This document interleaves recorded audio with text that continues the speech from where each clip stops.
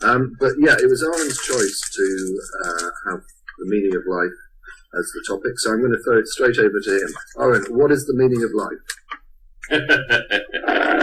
No, you're not going to get me to jump to end the show just by providing an answer that quickly. When I was a kid, and people, when they finally brought me the Bible, it was after I had already understood the evolutionary perspective. So I didn't have the prerequisite understanding of the Genesis account, forming my worldview. And so when they finally presented that, I was able to interpret it a little bit differently than they did. I remember coming up with the idea that the reason that all evil is blamed on Eve, I didn't yet know about Andromeda's box or anything, or whatever I forget her name now. But I didn't know about all that interpretation, about the parallels with other myths. So I took it that, okay, if you're going to tell a story to a medieval culture or a Middle Eastern culture, and you wanted it to survive this period of history and all that, how would you phrase it? And okay, so this is just the way I came across it. The why it's worded the way it is. It doesn't necessarily mean that this is exactly the way things happen. It was just phrased this way so that people would keep retelling the story and keep it alive and eventually figure out what it really meant. And it harkens back to the idea that you can't go back to your own innocence of youth and things like that. You bring women into the picture and suddenly there's civilization. This is the way I was analyzing the Genesis story, the Genesis. So I told my grandparents about this and how I thought that this was supposed to be interpreted. They answered with something that completely threw me. I had no concept of what they were talking about. They said, well, then what is the meaning of life? And I remember thinking, what the hell's that got to do with anything? To me, the question about the meaning of life at that time was not significantly different than the meaning of tea leaves, or if you throw the chicken bones out and you have some mystic try to read the way that they fell. Okay, so they fell this way, but what does it mean? Well, it was just as empty for me at that time as tea leaves or chicken bones. But later, as I got into this debate with theologians and such, I realized that there were deeper aspects of that question, and I expect that we're going to be talking about these as the show progresses. I actually wanted to get other people's perspectives explaining how they see the meaning of life, and I'd like to do some comparisons of that before I go further into my own thoughts on the matter. Sophia, would you like to comment on that? Well, for me, it's more on what level are you asking this question? Meaning of life in a really broad context. I'm with you. I don't think there's really a teleological argument to be made for it. I mean, sure, there's probably a proximate cause of reproduction, but as far as ultimate cause is concerned, I don't really think there is one. People are concerned.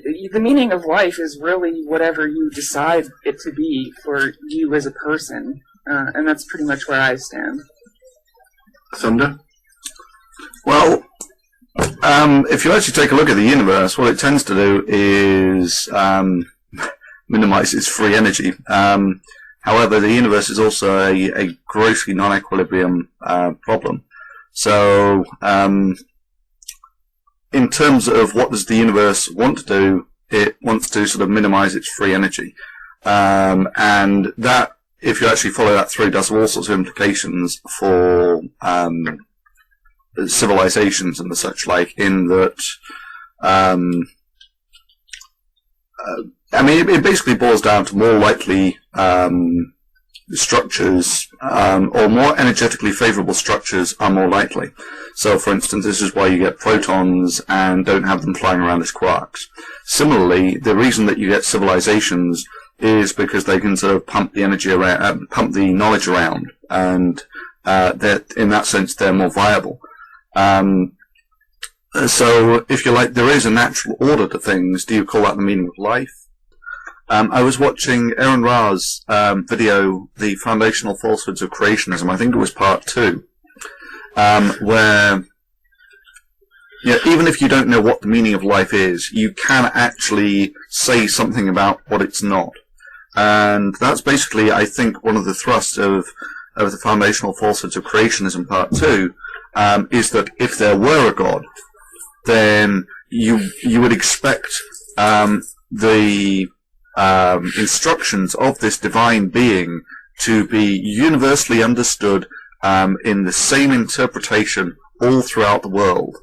And hang on, let me see if I can get me back on the screen a little more. There you go, guys. And that's not what you see. And so, in that sense, one of the things you can say that the meaning of life is not is based on some sort of divine being like Jesus or Muhammad.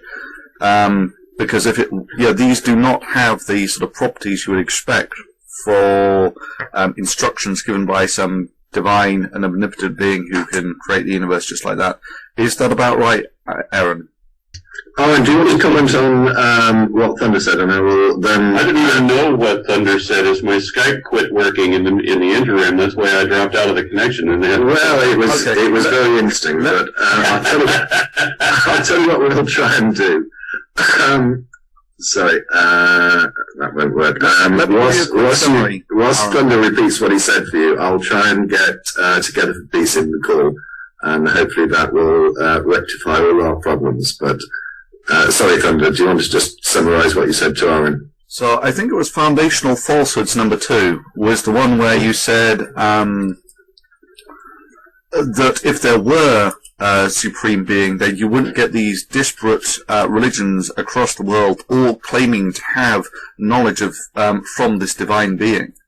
And that observation alone more or less precludes the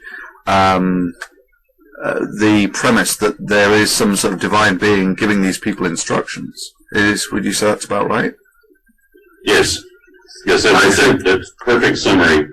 Thank you. And I think we've got Jack with us. Hello, Jack. Are you here?